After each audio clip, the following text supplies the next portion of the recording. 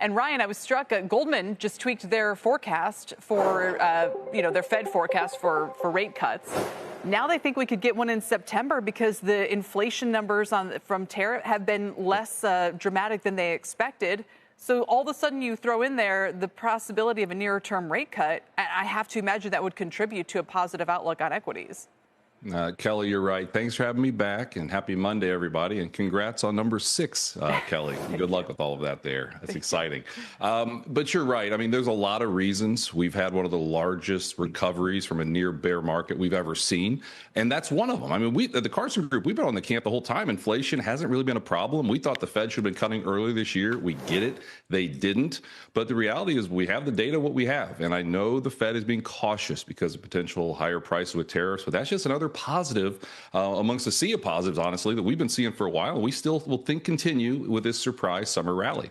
So why don't you think my favorite little proxy is the CNN Fear and Greed Index. Yeah. I checked Friday. It was in greed territory, so maybe we're still there. Why doesn't that, to you, ring some alarm bells going, okay, some kind of reset, pullback, negative news flow, like we should expect something like that as the next move here? Well, there's a couple of reasons. I mean, listen, we know we gained over 6% the month of May for the S&P, maybe another 5% or so now. So that's a pretty stretched rubber band near term.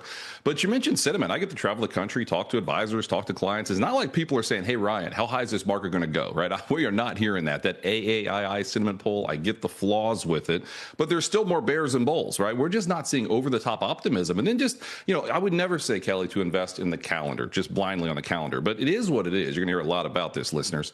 July's been higher the last 10 years. July's also, which is the second longest ever. 11 is the longest win streak ever for the month of July for stocks on the S&P 500.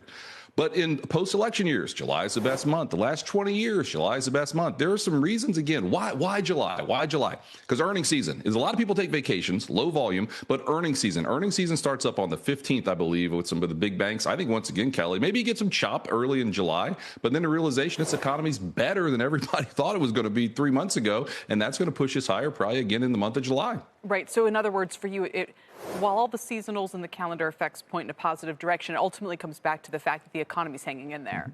Absolutely. You look at what FactSet just said a week ago. We saw a huge jump in actually S&P 500 companies that increased their guidance in the second quarter. That's one thing. You've got the durable goods orders last week, and I know a lot of that was because people are buying Boeing planes. But the reality, the economy is slowing. Yes, there are some cracks in the labor market and the housing market, but the consumer, to us, when we look at household balance sheets and different things, it's still solid. And this is an economy that's not going to go into recession the second half of this year, in our opinion. And historically, when you have a good first half of a year, like as crazy as to say we're going to up 5%, you tend to have a pretty good second half, and we're not changing our tune. We've been overweight equities all year. Trust me, that wasn't easy the second week of April, but we still think it's opportunity for investors here.